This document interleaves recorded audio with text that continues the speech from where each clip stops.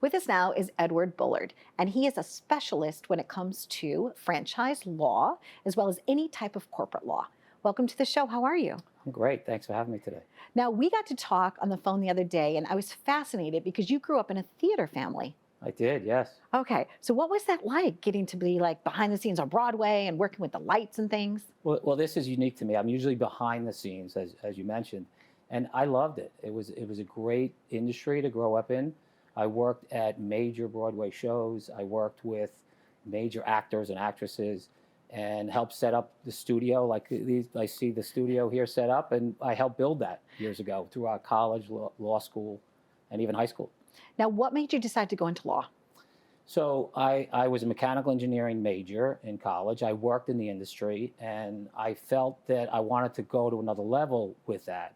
And so I did go into law school thinking I was going to be a patent lawyer.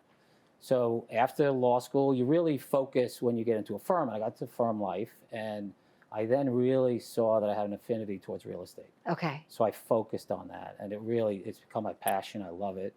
And So over the years, you've been able to close a lot of deals, and you're still kind of a young guy, right? Thanks for calling me young. That's great. But yes, we're very active. We get involved with a lot of small businesses that have grown significantly over the years. I have one particular client that when I started representing them had about 30 stores. Okay. They are now over 1,000 stores. Wow. So I've done for that one client alone over 900 closings and deals. So you help them find retail space sometimes, or because you have your finger on that pulse, you kind of know, where somebody wants to go. You've worked with like major retails and food companies and things like that. So yes, we represent a number of well-recognized brands over the years, and yes, we get involved from the beginning to the end, and then hopefully with the growth. Okay. And that's what we really like to see, is these small companies grow and grow. Speaking of small companies, I thought it was really interesting that you said a lot of up-and-coming entrepreneurs, are maybe needing your advice, and you're willing to help mentor them. So if somebody has an idea and they're like, you know what, I want to own an art supply store, you'll consult with them so that you can help them maybe either take on a franchise or start their own company. Yeah, I think we pride ourselves to meet with young business owners from the beginning and give them advice and give them ways to look at things a little differently. Because a lot of times people, especially young business owners, they come in and they just focus on the product that they're going to be selling, but they don't understand all the other things that are involved with opening and operating a business. So we do that, and we usually do that on our own time. We don't turn around and say, hey, here's a bill for consulting with me. We like to hear from them, give them some advice, and when the time is ready and they're ready to start doing a lease or buy a building or something like that, that's when we jump in. And we have some friends in common, like Duck Donuts. So I had said to you, I said, oh, we have Duck Donuts in our green room. And you're like, Duck Donuts, I helped them get their space for their stores. That's right. That when they came to Long Island, they were a business based out of North Carolina. And the owner, Veronica, who you know well, she visited there, saw the concept, came back to Long Island and said, Long Island needs this. And so I got involved with her with our first store. She's now on her second and looking for more. And so that's a great example of how we love to get in touch with people like that. What do you do in your spare time? Like, what do you have, like a charity of choice? Do you like to golf? Like, I know that someone like you could be on 24/7. Do you have any like downtime where you get to just like chill out a little? Very little downtime. Okay. I enjoy a lot of extracurricular activities. I enjoy exercise, and I have 3 active kids. I coach them through all kinds of sports that they were involved in, through soccer, basketball, lacrosse, all that.